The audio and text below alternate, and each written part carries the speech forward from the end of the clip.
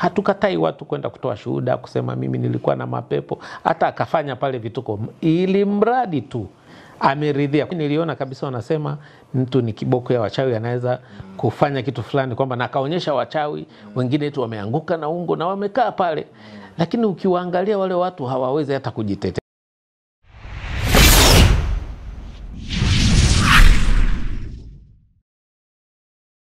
Karibu sana mtazamaji wa Global TV, mimi ni Bosco Melody, lakini leo tumekuja na kitu ambacho watu wengi sana wamekuwa wakikiuliza, lakini pia wakikijadili sana katika mitandao ya kijamii. Hasa swala la ulinzi wa taarifa binafsi. Sasa mimi sio mtaalam sana. Leo nipo na wataalamu wahusika wenyewe ambao tunaweza tukafahamu mambo mengi sana kutoka kwao. Tupo na mkurugenzi wa usajili na uzingatiaji Mr. Steven Wangwe. Lakini pia tupo na mkuu wa mahusiano na mawasiliano wa PDPC Bwana Innocent Mungi. Karibuni sana Global TV. Asante sana, tunashukuru.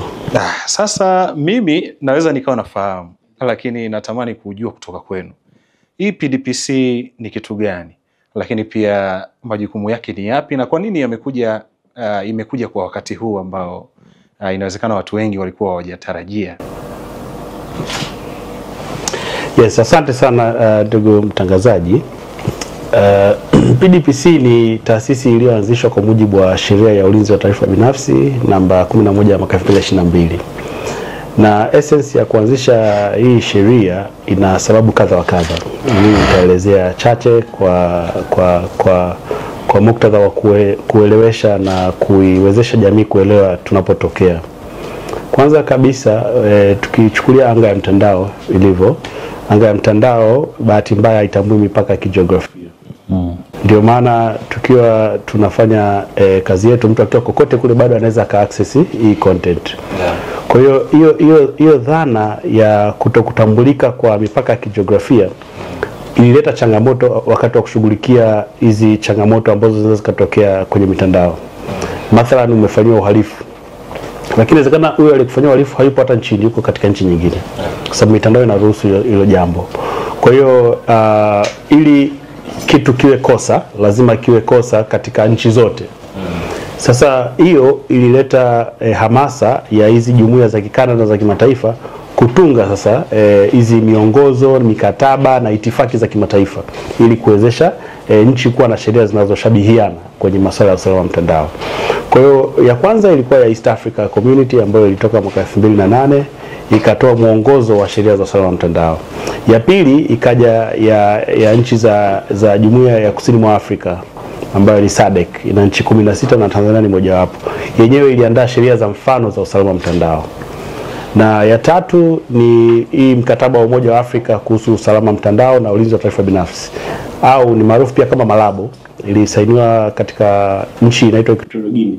Kuna mji unaitwa Malabo. Mnamo tarehe 27 mwezi wa 6 mwaka 2014 walisaini huo mkataba. Kwa hiyo hii mikataba yote inaelekeza sasa hizi nchi ambazo ziko ndani ya hizo jumuiya kuhakikisha kwamba zinatunga sheria tatu za msingi za usalama wa mtandao. Ya kwanza ni sheria ya makosa mtandao, ili makosa yanayofanyika kwenye mtandao yatambulike kwenye uso wa sheria. Lakini ya pili ni sheria ya miamala ya elektroniki ambayo tutaona baadaye itatuwezesha sisi tuweze kuwa tunafanya digital signature. Wewe ukiulizia kiwanja tunaja kuonana, unasaini kwenye mtandao tu. Kwa hiyo sheria imewezesha hilo jambo. Lakini pia tumeona hata ukiomba passport au unaja kwenda ofisini kule, unajaza kila kitu kwenye mtandao, baadaye unaambiwa bwana passport yako iko tayari, unaenda kuichukua. Hiyo ni kwa sababu hiyo sheria ya pili ya miamala ya elektroniki. Sasa hizo mbili sisi tulitunga mwaka 2015. Lakini sheria ya tatu ambayo ni hitaji la kimataifa ni sheria ya ulinzi wa taarifa binafsi. Kwa hiyo sababu mojawapo ya kutunga hii sheria ni kutimiza matakwa ya kimataifa kwa ajili ya kulinda anga ya mtandao. Lakini sasa hivi tunajenga uchumi wa kidijitali. Ukisoma mpango wetu wa taifa wa maendeleo wa miaka 5, mojawapo kipaumbele ni kujenga uchumi wa kidijitali. Lakini uchumi wa kidijitali ni dhana ya kuwezesha watu kutumia huduma za kidijitali. Sasa watu watatumiaje kama hawaziamini? Kwa hiyo sheria inakuja pale kumpa yule mtu nguvu, yule mtu ambaye anaenda kutumia huduma hizo. Kwa sababu inamwambia bwana, mimi ukiweka data zako kwenye mtandao tutazilinda. Tutahakikisha kwamba unatoa ridhaa juu ya taarifa zako. Kwa hiyo tunasema unatoa consent and ownership kwa yule mhusika wa taarifa. Sasa hiyo inaongeza trust na imani ya watumiaji. Ile trust ikiongezeka, kuna swala la competition linaongezeka, lakini swala la ubunifu linaongezeka. Hayo yote yanachagiza huu uchumi wa kidijitali ambao upo kwenye mpango wa taifa.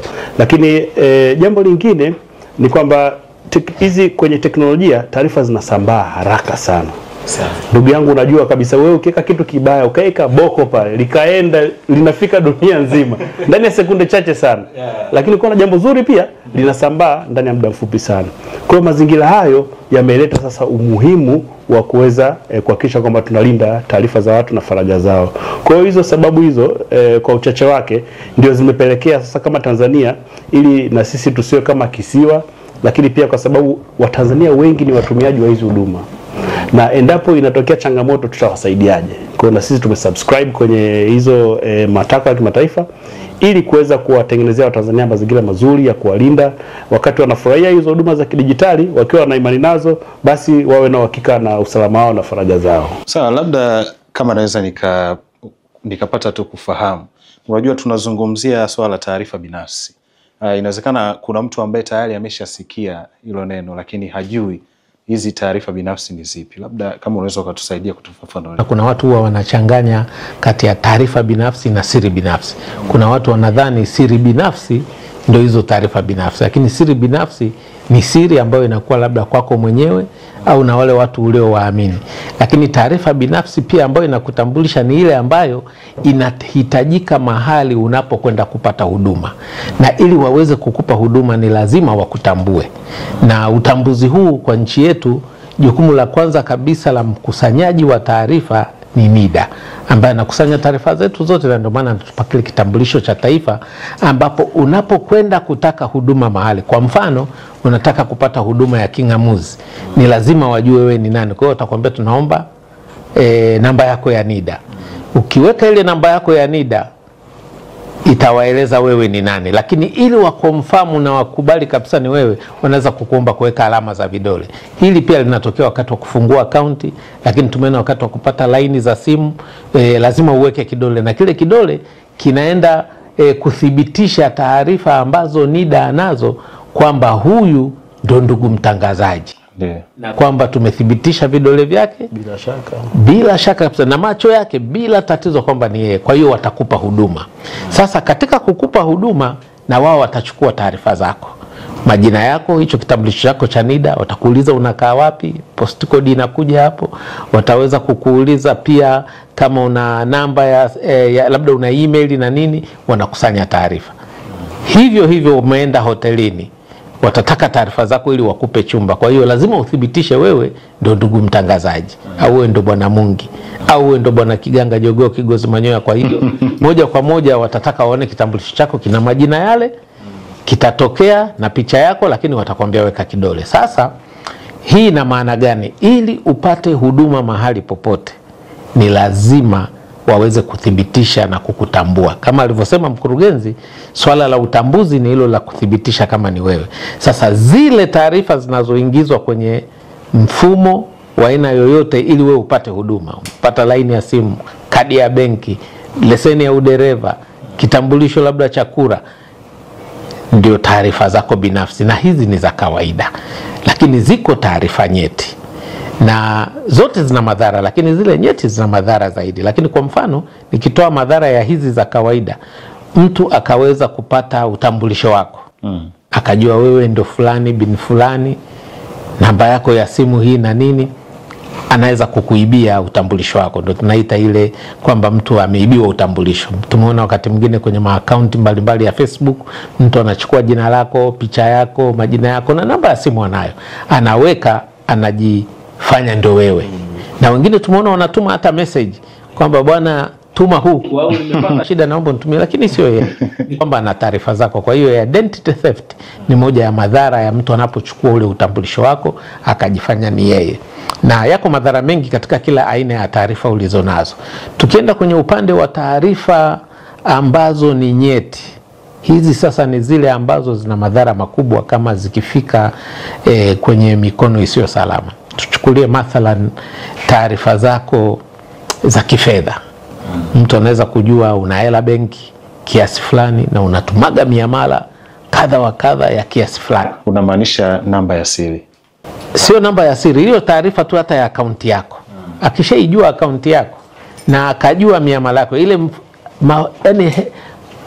yani wewe ni nani katika financial position, yani hali yako ya kifedha ikoje. Okay.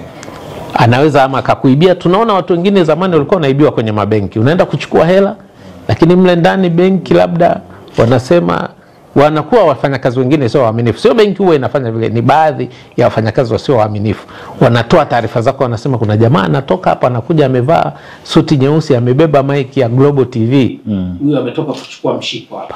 Kwa hiyo ukitoka tu pale nje unakuta unapigwa risasi au nini. Sasa hayo ni madhara mtu akijua taarifa zako za fedha. Lakini sisi wote hapa ni marehemu watarajiwa. Kila mtu ana hali yake ya kiafya. Hivi ndugu yangu wewe au watazamaji wanaotutizama, ungependa kila mtu ajue hali yake ya kiafya? Labda anaishi na ugonjwa fulani au anaishi na matatizo fulani. Sasa taarifa zako za kiafya pia ni nyeti. Tunaenda kwenye mahospitali, tunapima damu zetu kwenye maabara. Saa nyingine wengine wanafanya mpaka DNA analysis ambayo itakuleta wewe ni tofauti kabisa na mtu mwingine yoyote. Nafikiri mmesikia kuna watu wengine wanaenda kutafuta solution kujua je hawa ni wa kwangu au sio wa kwangu. DNA. Zamani ilikuwa wanasema kama mtoto sio wako tandika tu watoto wako wote. Wale wanaokimbilia ndani ndio wako. Wanaokimbia nje sio wa kwako. Siku hizi tunaweza tukathibitisha 100% huyu ni wako. Sasa hebu fikiria mtu akachezea zile taarifa zako. Amepata kule watoto wako lakini anataka tu kukuchanganya. Anasema 0% sio wa kwako kabisa. Hebu fikiria mtafaruku utakayotokea. Au hata anaingilia yale matokeo kabla hajatoka kurudi kwa daktari. Kama anaweza kuingia kwenye mfumo akayabadilisha akaweka 00% na akasambaza zile taarifa kwamba jamaa pamoja na suti lake kubwa lakini hamna kitu. Sasa hizo taarifa nyeti ziko nyingi. Zipo zingine zinazohusu maisha yako ya shule. Sisi hatujui matokeo yako ya mtihani. Lakini matokeo yako ya mtihani yanaweza kafanya leo hata Global wakasema wewe upaswi kuwa na sisi. Labda ni kanja. Una F tu. Sasa si bora upate F lakini kwamba wewe labda unakuta umefeli, yani ulidisco mwaka wa kwanza. Sasa hata F za huko hata GPA upate. Lakini leo ni mwandishi wa habari. Taarifa zingine sio lazima utoe zote. Umeenda hotelini, toa kitambulisho chako cha NIDA. Tayari NIDA washakutambua.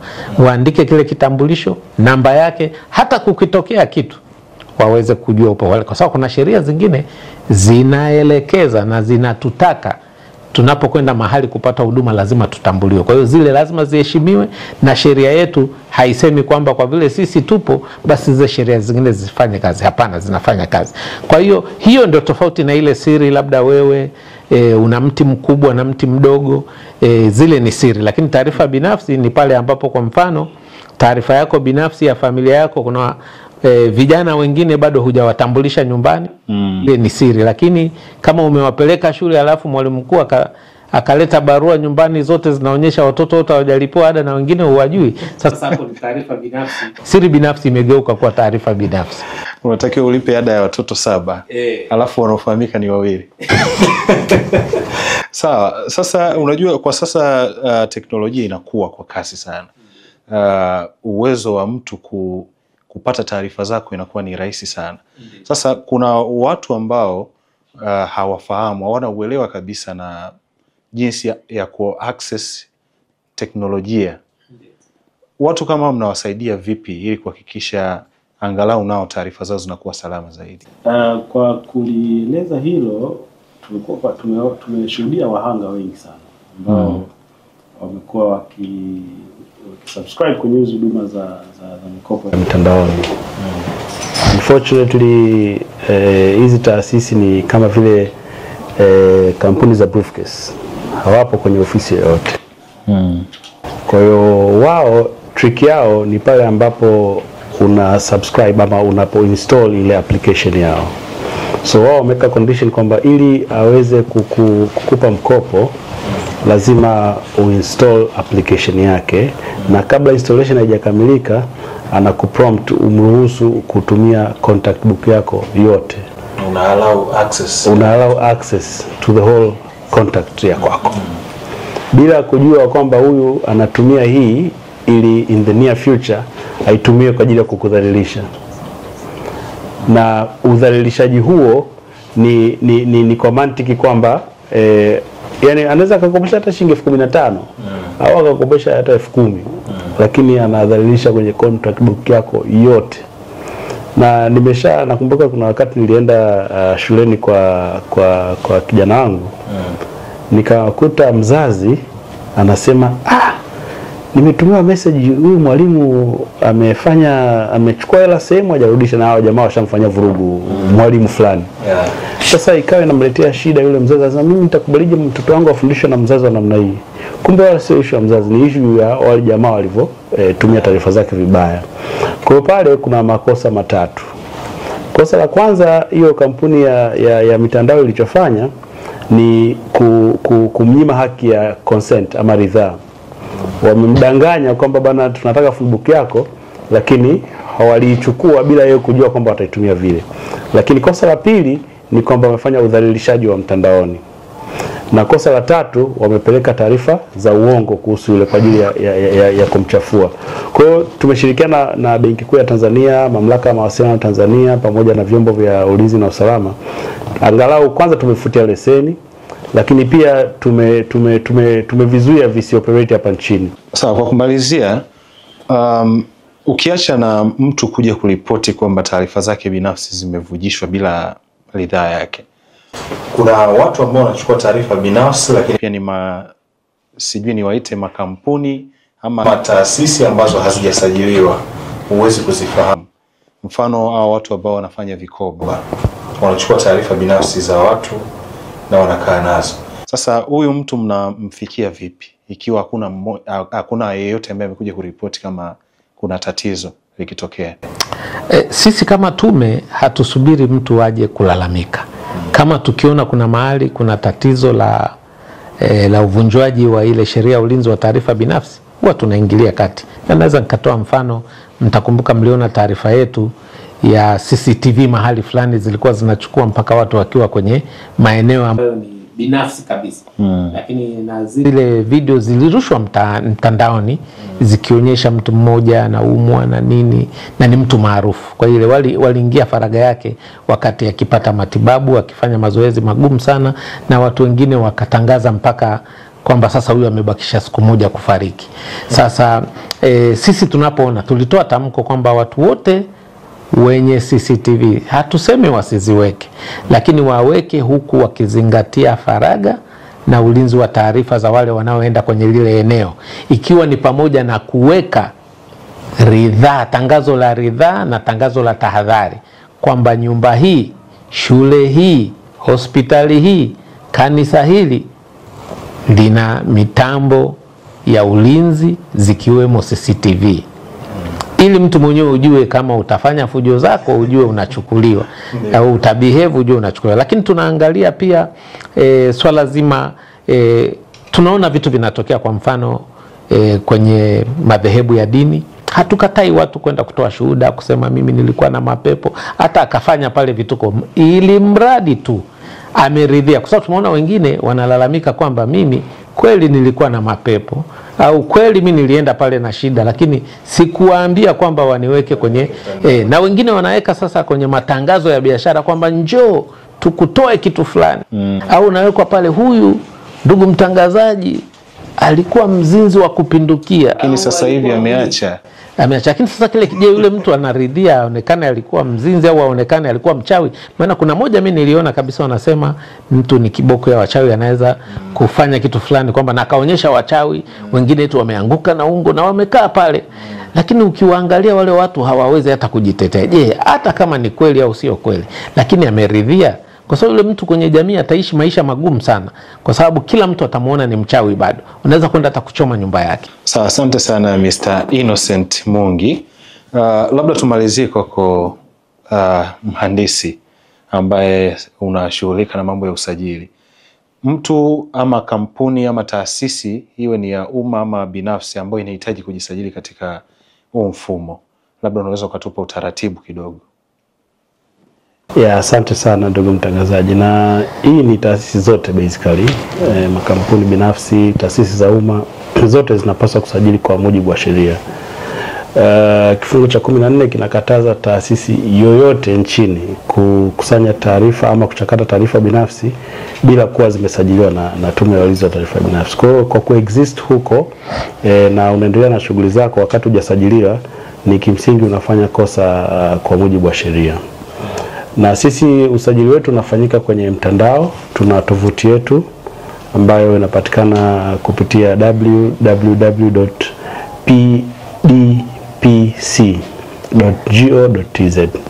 Kwa hiyo huyo mhusika anaingia tu, anashusha ile pane yake chini, kuna kidude kinaitwa registration, ata click pale. Akiclick ile registration italeta specific window kwa ajili ya kufanya usajili. Kwa jambo la kwanza ambayo hiyo taasisi inataka kufanya au hiyo kampuni ni kumteua afisa ulinzi wa taarifa binafsi ambao wameorodheshwa. Hapana, hawajaorodheshwa. Ni kwenye taasisi yako tu. Na kama ni kampuni, saa nyingine wanaweza kachagua mtu wa tehama au wengine wanachagua na sheria. Lakini mwingine anaweza akachagua ni afisa tu ambaye anaona kwamba huyu anajua process za hii ofisi au kampuni. Lakini hao sole proprietors tunawakubalia wao wenyewe, mwenye kampuni. Inawezekana ni jeshi la mtu mmoja. Yeye anaruhusiwa kujiteua yeye mwenyewe. Kwa hiyo kuna template ama nahitaji kidakuzi. Kuna kidakuzi cha hiyo barua ili mtu ajue ikiwa na maneno gani. Kwa hiyo anachukua kile kidakuzi, anaingiza kwenye letterhead yake, afu anachomeka lile jina la huyo mtu ambaye anateuliwa, anaingiza email yake na namba ya simu, alafu chini ana sign pale. Akisha sign, anaiscan hiyo barua. Akisha scan, barua yenyewe inaweza kutumwa kwa email kwenye ofisi ya PDPC kupitia dg@pdpc.go.tz, lakini hiyo barua sasa atai-upload kwenda kwenye huo mfumo. Ndio ataitumia kwa ajili ya kufanya usajili. Na procedure ya usajili inafanyika kwenye mtandao mwanzo mpaka mwisho. Kuna namba za simu kadhaa pale, anaweza akapiga simu, vijana watamuelekeza sasa step kwa step ambazo kwa sababu zinatofautiana taasisi na taasisi, labda yuko sekta fulani. Kwa hiyo naweza nikashindwa kueleza ikaweza kusatisfy taasisi zote mtambuka, lakini mtu akipiga simu pale anaelekezwa na anakamilisha usajili kwa muda mfupi sana. Basi shukrani sana Mr. Wangwe, lakini pia Innocent Mungi. Mimi nashukuru sana, lakini pia mtazamaji wa Global TV popote ulipo, nadhani umepata kufahamu mambo mengi sana kuhusiana na hii Tume ya Ulinzi wa Taarifa Binafsi, swala ambalo watu wengi sana wamekuwa hawana uelewa nao, lakini elimu hii imekufikia hapa exclusive. Mimi ni Bosco Melody wa Global TV. Ili kuwa mwanafamilia bora wa Global TV, usisahau kusubscribe, like, kushare na kucomment. Baada ya kusubscribe, bonyeza alama ya kengele ili kupata taarifa kwa kila video inayopanda Global TV Online.